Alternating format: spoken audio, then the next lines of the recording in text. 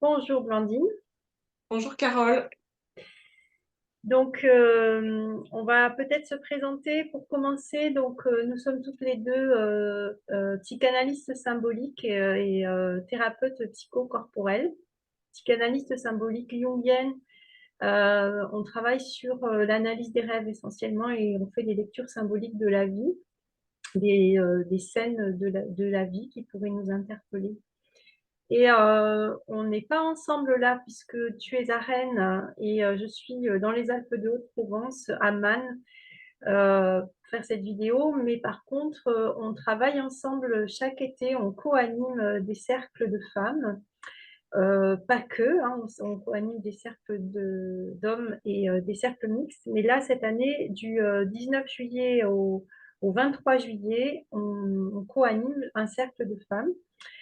C'est un stage qui intéresse le corps sur tout, enfin pas le corps, l'être, sur toutes ses dimensions, donc du corps à l'esprit ou du corps à l'âme, à la psyché.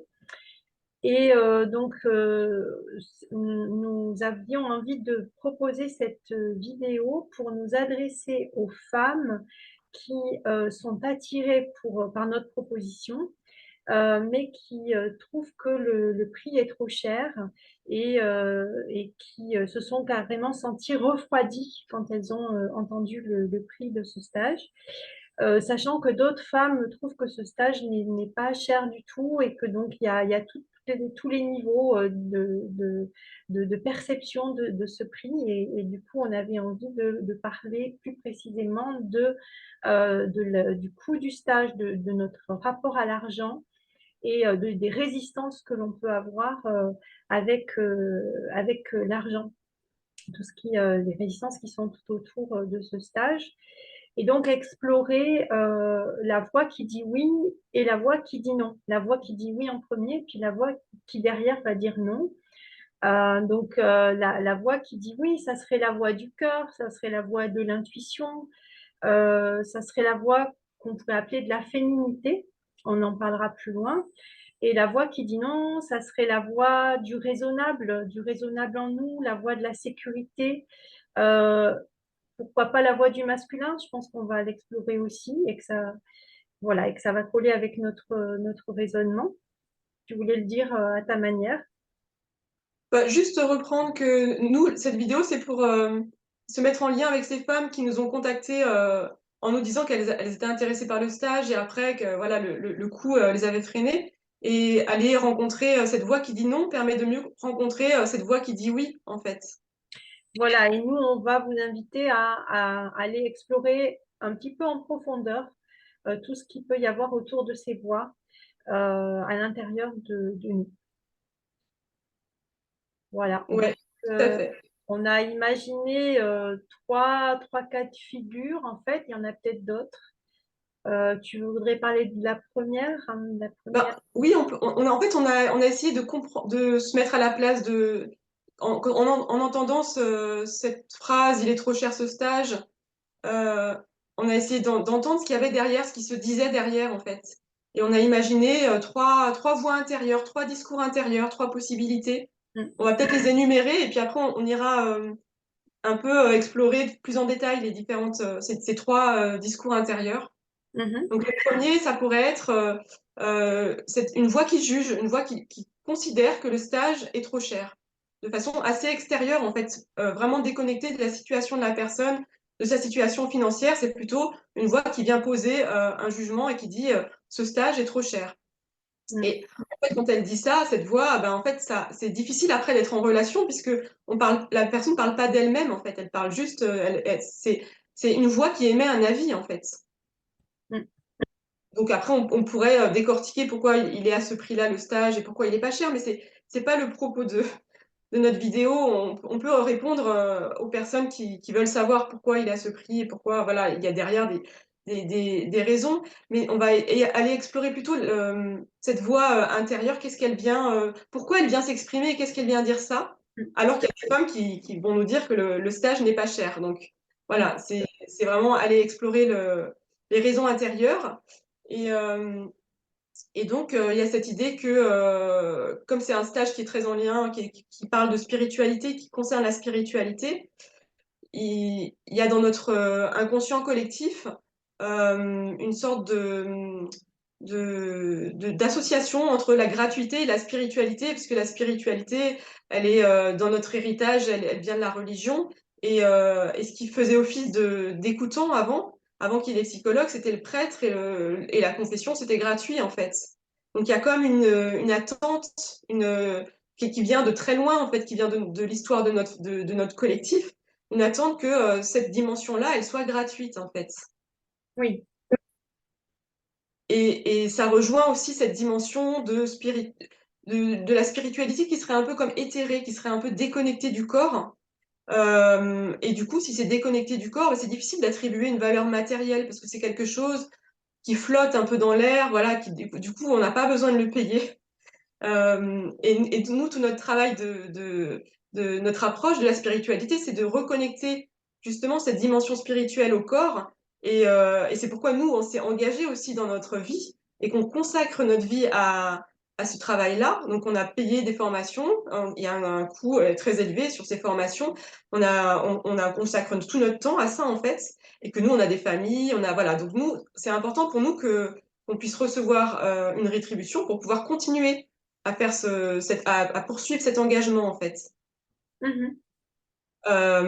Et aussi parce que du coup notre approche, notre engagement, c'est de reconnecter la spiritualité à la matière. Et en faisant cette vidéo, c'est aussi ce qu'on cherche à faire, c'est-à-dire à réconcilier cette dimension de la spiritualité à une dimension matérielle, en essayant de faire comprendre à cette voix qui vient attaquer la valeur de cet engagement, que c'est important, que c'est un métier, que c'est quelque chose qui est rattaché au corps, en fait, qui flotte pas dans l'air de façon complètement déconnectée. Oui. Est-ce que tu voulais rajouter des... Oui, d'ailleurs, dans ce stage, vraiment, l'idée, c'est d'inviter, d'incarner, en fait, dans la matière, toutes ces valeurs, en fait, d'incarner dans nos cellules et de ressentir le plaisir, le bonheur du bien-être et aussi de la transformation qui va se jouer pendant ce stage. Et cette transformation, bah, finalement, elle va être palpable. Mais il y avait l'idée aussi à côté. Donc là, tu les as pas énumérés, les trois possibles, les trois voies intérieures. Tu as commencé à développer, mais c'est pas grave, on continue de Ah oui. développer et on les énumérera après, enfin voilà, au fil du développement. Mais il y avait aussi l'idée il y a aussi l'idée qu'on est dans une société qui ne valorise pas les valeurs féminines et donc, c'est compliqué de mettre son argent dans des choses qui ne sont pas accueillies sur le plan normatif, sur le plan général. Et donc, c'est toujours cette voie du raisonnable qui peut se raccrocher aux valeurs qui sont principales dans notre société.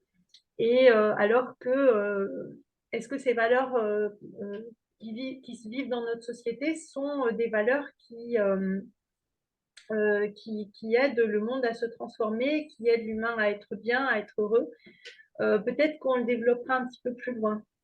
Ben, en fait, on arrive à cette deuxième possibilité, ce deuxième discours intérieur avec ce que tu dis, en fait, même si à chaque fois, ces voix, elles se mélangent, hein, c'est pas non plus figé dans des boîtes, mais on arrive à la deuxième possibilité qui serait, derrière il est trop cher ce stage, une compréhension que ce stage, il est à son juste prix. Voilà, c'est pas la question, on comprend très bien le coût que c'est d'organiser un stage, et ça, c'est quelque chose qui est pas remis en question, mais il est trop cher pour moi même si j'ai l'argent, parce que c'est vertigineux, c'est peut-être une voix qui pourrait dire, t'as autre chose à faire de ton argent ou c'est pas raisonnable de mettre ton argent dans ça en fait, dans un stage, avec peut-être la peur derrière, puisque c'est pas quelque chose de concret, de matériel, que ça parte en fumée, que cette somme, qui est une somme importante, ça dépend pour certaines personnes, ça peut représenter une somme importante, elle parte en fumée, qu'après, une fois que le stage est fini, c'est de l'argent qui est perdu en fait.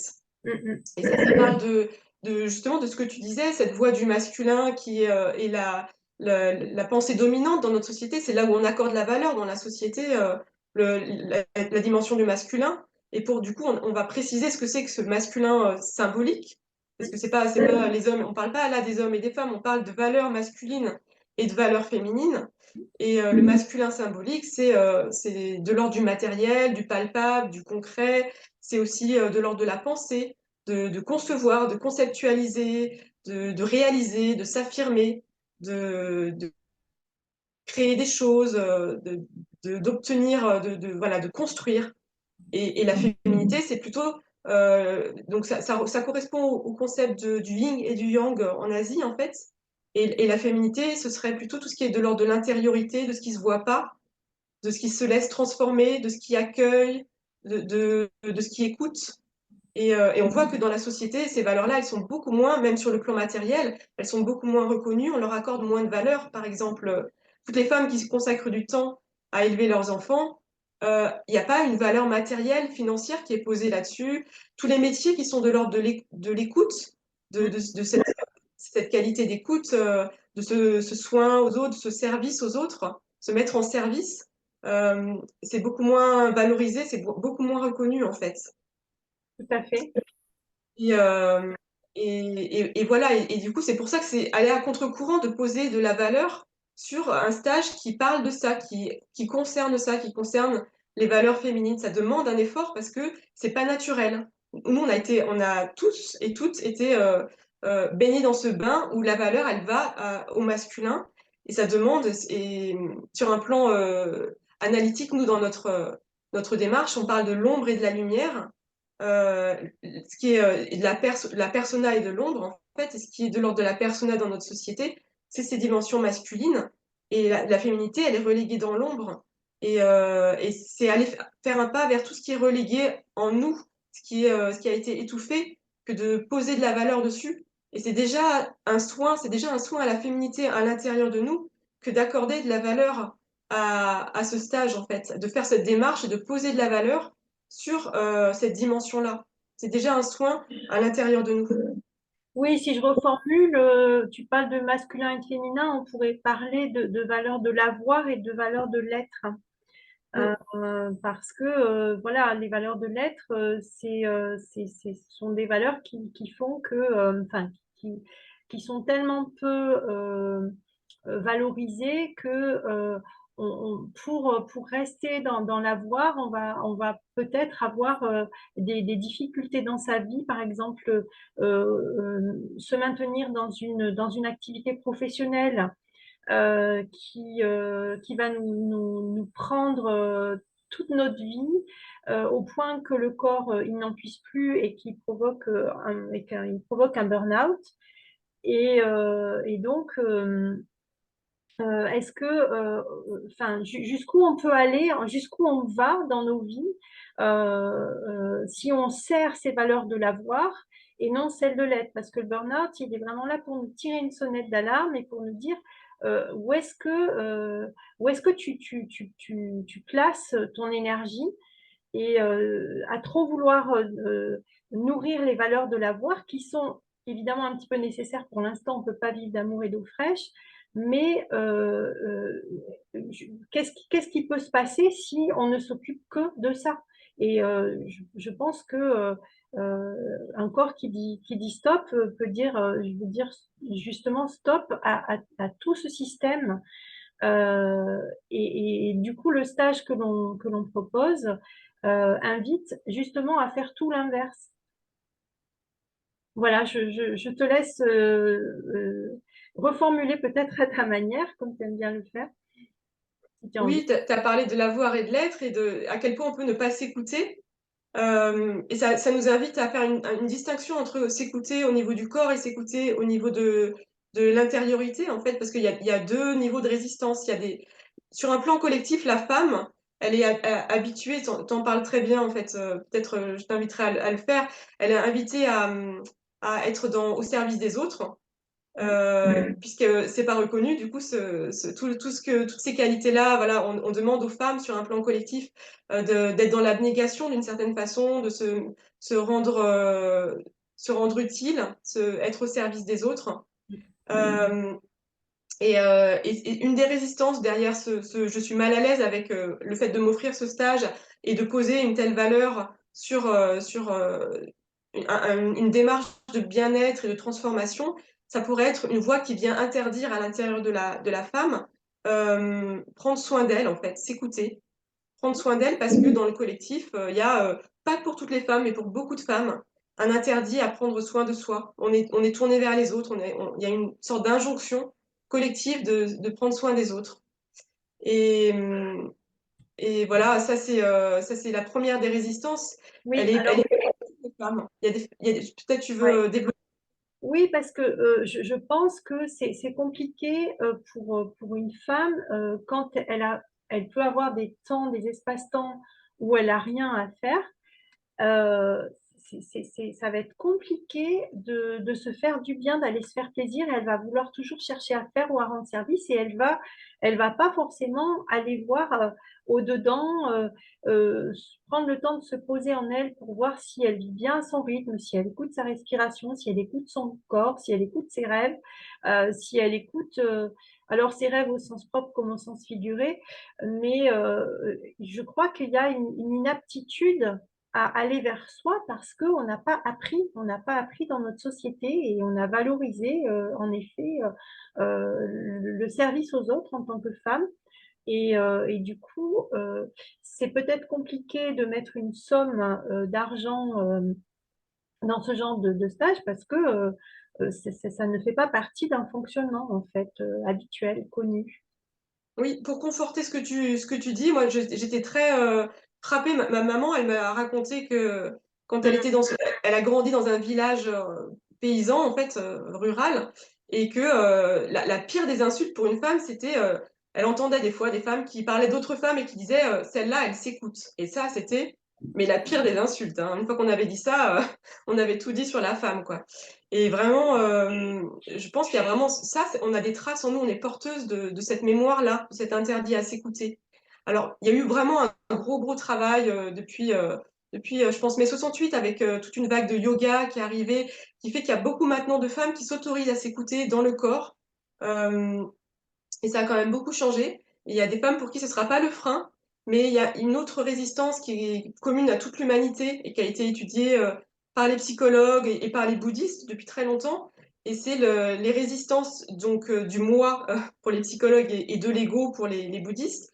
Voilà, si on décortique un peu, si on explique un peu ce que c'est que cette structure à l'intérieur de nous, qui est une autre voix, qui tient un autre discours intérieur.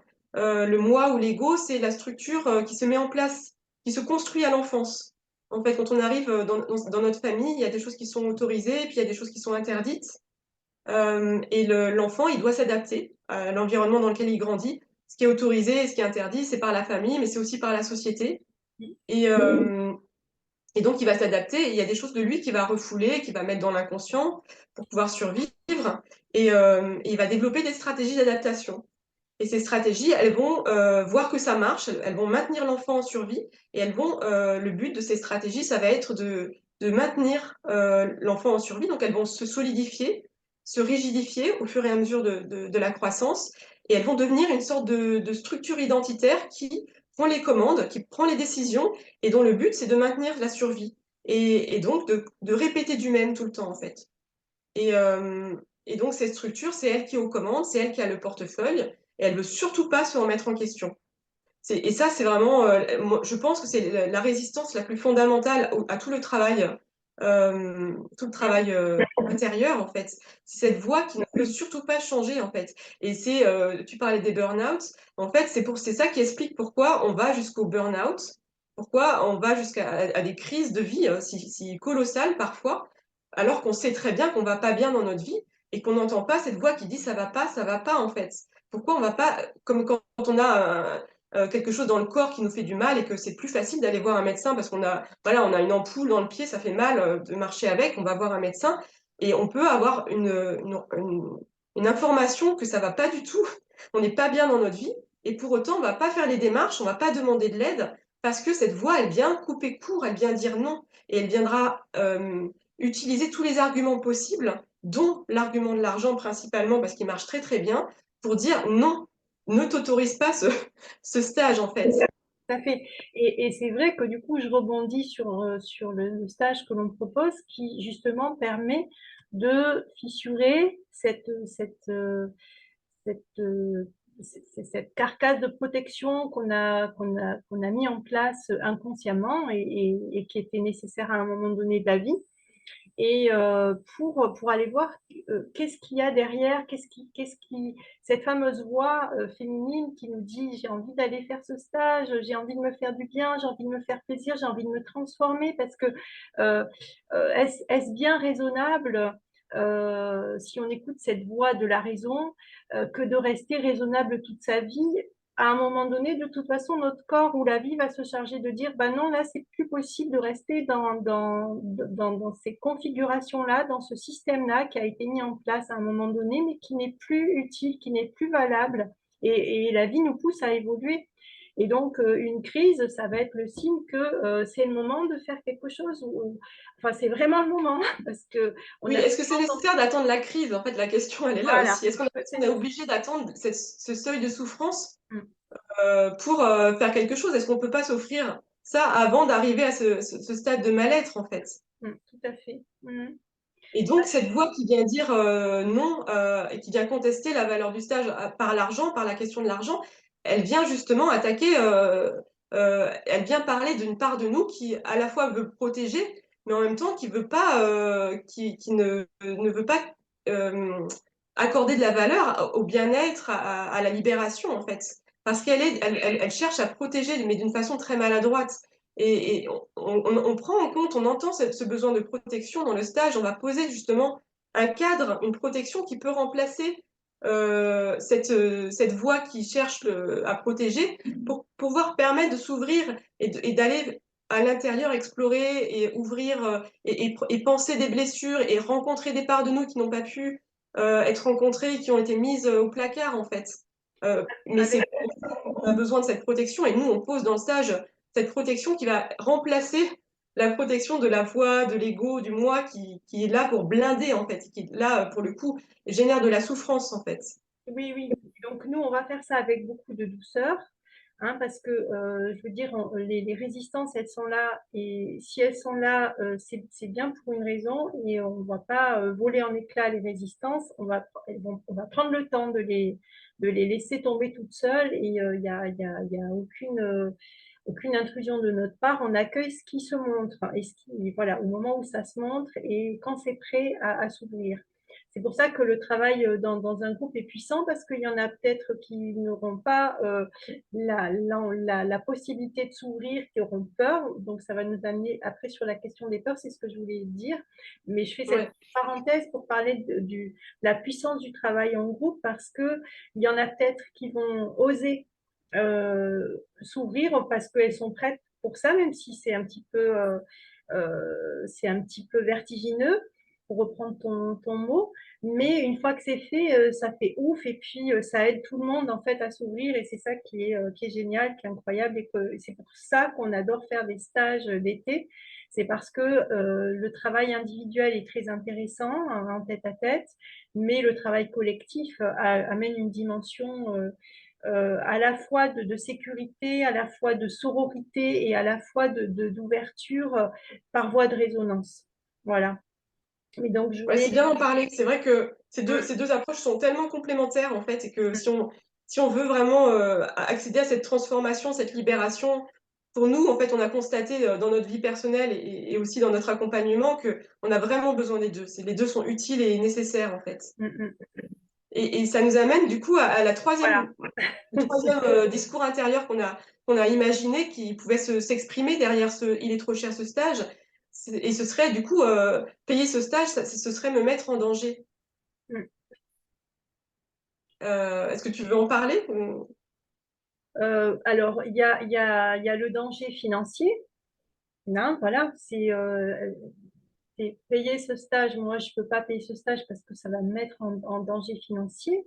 Donc, effectivement, faut regarder ces budgets, il faut rester dans le concret, évidemment. Donc, tous les budgets existent. Il y a des personnes pour qui ça risque d'être vraiment très, très, très, très, très serré. Mais je trouve que c'est intéressant de ne pas fermer la porte des possibles et peut-être que la vie peut se charger de faire en sorte que la personne qui est très attirée par ce stage puisse le faire. Et voilà, donc il y a l'idée de la sécurité budgétaire. Euh, voilà, alors, on va peut-être le développer, mais derrière la sécurité budgétaire, il y a la sécurité intérieure, c'est-à-dire qu'on peut avoir très très peur d'aller se rencontrer là où on ne s'est jamais rencontré. Et donc, on est donc cette peur de dépenser de l'argent renverrait à une peur intérieure d'aller de dépenser de l'argent dans ce genre de stage de transformation parce que ça fait écho à une peur intérieure de la transformation et c'est ce fameux ego dont tu parlais qui n'a pas forcément envie de se remettre en question parce qu'il est dans le connu et qu'est-ce que ça va faire si je vais toucher des zones de moi que je ne connais pas. Alors nous, on est bien placé pour savoir, et c'est pour ça qu'on fait aussi ce stage, que aller toucher à ces zones-là, ça va permettre évidemment de débloquer des choses et de changer la vie, de changer notre regard sur la vie, d'aller rencontrer nos blessures et du coup de pouvoir les transformer en allant les rencontrer. Mais il y a effectivement, nous, on prend aussi en compte ces peurs-là, ces résistances qui sont tout à fait normales parce que c'est comme si on disait, ben voilà, on va sauter dans l'inconnu, on ne sait pas où on va. Oui, pour reformuler, enfin, ça parle de la question d'être en mode survie, en fait, quand on se dit payer ce stage, ça me mettrait en danger, ça vient parler à l'intérieur de nous d'un fonctionnement où on est en mode survie, en fait. Et alors, bon, pour les gens les femmes qui sont vraiment sur un mode survie financier réel, c'est sûr que c'est important que tu puisses ouvrir la porte parce que des fois, il peut y avoir des aides qui arrivent comme ça. Mais il y a aussi beaucoup de femmes qui vont avoir ce discours de ça me mettrait en danger, alors qu'en fait, elles sont dans un mode survie plutôt intérieur, plutôt c'est une voix à l'intérieur d'elles qui les met en mode survie, et qu'elles auraient en fait les possibilités de s'offrir le stage, mais que ça parle d'une survie intérieure, en fait, d'être dans un flux tendu à l'intérieur de soi et dans une idée de pas s'offrir rien au-delà de la survie, en fait de peut-être avoir des économies parce on prévoit quelque chose voilà, on est dans une vision de la vie qui est dure, où on ne sait pas ce que la vie peut apporter, on a besoin de se protéger en permanence, et on est dans ce rapport très dur à la vie. Et c'est pour ça que c'est d'autant plus important pour ces personnes-là de s'offrir des stages qui vont questionner, qui vont aller rencontrer qu'est-ce qui se dit avec ce mode survie, et pour pouvoir en sortir, en fait, pour pouvoir s'ouvrir à une vraie vie, en fait. Mhm. Et pour ce cas de figure-là, en fait, ces personnes pour qui faire ce stage, ça voudrait dire je me mets en danger si je paye le stage.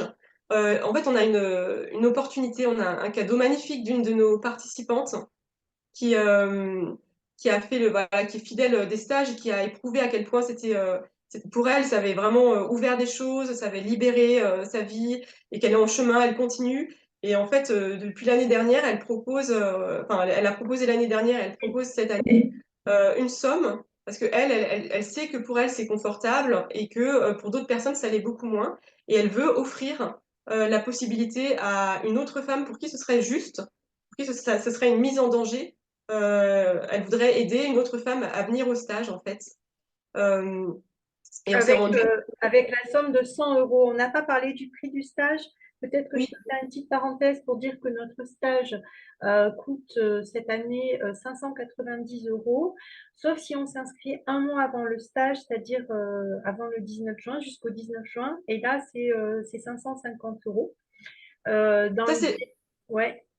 c'est pour les frais pédagogiques, hein, et Mm. ça dure 5 jours. Oui, oui, oui, c'est un stage qui dure 5 jours et que donc c'est un tarif hors hébergement. Mm, mm. Et que voilà, et que donc cette somme est de 100 euros. Voilà. Le cadeau qui est fait est de 100 euros.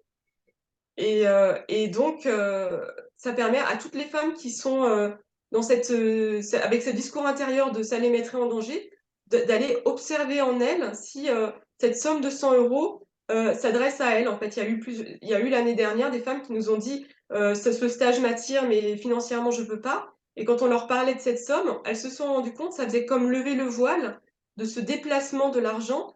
Et ça leur permettait de prendre conscience qu'en fait, cette somme de 100 euros, cette solidarité, ne s'adressait pas à elle parce que finalement, elle pouvait s'offrir ce stage et que c'était pas la question, en fait. Il y avait derrière une autre question, une autre résistance. Oui, Et et c'est une petite cadeau de prise de conscience, en fait, ces 100 euros, en plus du fait que ça permet à une femme de se l'offrir plus facilement. oui, tout à fait. Mais ça pose aussi la question parce que ces femmes-là nous ont dit, il y a peut-être d'autres femmes qui ont plus besoin que moi de cette somme-là. Et aussi, ça pose la question de apprendre à recevoir. Et ça, c'est aussi quelque chose qui est un petit peu difficile dans nos sociétés, surtout pour les femmes qui ont l'habitude de beaucoup donner. Et est-ce que j'ai le droit de recevoir? Ben là, oui. Et oser, il y a vraiment plein de dimensions qui permettent d'oser en fait à travers cette proposition. Et d'ailleurs, dès que on s'inscrit au stage, on peut déjà voir à quel point ça commence à nous faire bouger. Rien que l'idée de dire, ouais, j'aimerais bien faire ce stage et commencer à réfléchir, bah forcément, on commence à déjà se transformer en amont. Oui, oui, c'est très juste ce que tu précises sur le fait de oser recevoir et qui est de l'ordre féminin, pareil, hein, c'est quelque chose qui est interdit collectivement, en fait. C'est difficile, en tout Recevoir, cas. c'est féminin et voilà. Et est-ce qu'on sait mettre de l'importance sur la féminité à l'intérieur de nous? C'est une dimension qu'on va énormément explorer dans le stage et qui est pour nous assez fondamentale. Et voilà, ça peut nous amener à aller vers une forme de conclusion. Oui. Bah, pour conclure, moi, ce qui me vient, c'est derrière cette question de il est trop cher ce stage et la question de l'argent, il y a la question de la richesse, en fait. La vraie demande qui s'exprime derrière savoir où on met son argent, c'est être dans un sentiment de richesse, d'abondance. Et en fait, on voit bien de plus en plus clairement, je trouve, dans la société que c'est pas du tout en proportion, c'est pas du tout en relation avec ce qu'on a sur notre compte en banque qui fait qu'on se sent riche à l'intérieur, en fait. Il y a des gens qui ont beaucoup d'argent et en fait, on se rend compte qu'ils veulent toujours plus. Et ce mouvement de vouloir toujours plus, ça parle une sensation intérieure de pauvreté, de manque, en fait, et De qu'ils se vide. vivent de vide et qui se vivent à l'intérieur comme des gens en manque en permanence, donc des gens pauvres. Et, Mhm. euh, et sans doute parce que ils se sont pas rencontrés à l'intérieur. Il manque cette richesse intérieure. Et que Mhm. voilà, ce qu'on propose, cette proposition de cet été de cercle, c'est pour aller rencontrer la richesse intérieure, toute la richesse qui est en nous, qui vit en nous. Et que l'idée, c'est que quand vous sortiez du stage, si vous y venez, vous ayez un sentiment de richesse très fort, en fait, de que vous vous sentiez riche à l'intérieur et que voilà, c'est d'orienter vers une autre forme de richesse, de passer d'une richesse extérieure matérielle à une richesse intérieure qui peut être en résonance aussi, qui peut ouvrir pour certaines personnes une richesse extérieure aussi, puisque rien n'est coupé, en fait. Mais l'idée, c'est de recentrer et de remettre la lumière et le focus sur la richesse intérieure qui est le point de départ. Tant qu'on ne se sent pas riche à l'intérieur, on ne peut pas se sentir riche à l'extérieur, même si on a 8 zéros sur son compte en banque. Mhm. Voilà. Oui, puis moi, ma conclusion, ça serait de dire, euh, voilà, dans ce monde de consommation et d'avoir, quand on va quitter ce monde, est-ce que on va, bon, ben, on sait qu'on ne pourra pas amener tout ce qu'on a accumulé sur le plan des objets, mais est-ce qu'on, enfin, je veux dire, on risque de partir si on croit qu'il y a que la vie continue après la mort du corps. On va emmener tout ce qui s'est transformé. Et voilà, ça, c'est peut-être la vraie richesse. Ouais, c'est magnifique ça. Mhm. Voilà, donc on vous donne peut-être rendez-vous pour d'autres capsules. On a peut-être envie de développer encore ce sujet autour de l'argent qui est très vaste et très, très, très, enfin, qui nous intéresse beaucoup à développer et qui nous fait beaucoup travailler d'ailleurs. Et on va mettre les liens sous la vidéo du stage si ça vous intéresse. Et puis, on est là pour répondre aux questions, aux réactions, si vous avez envie d'ouvrir un échange. Voilà. À bientôt. Bon, à bientôt.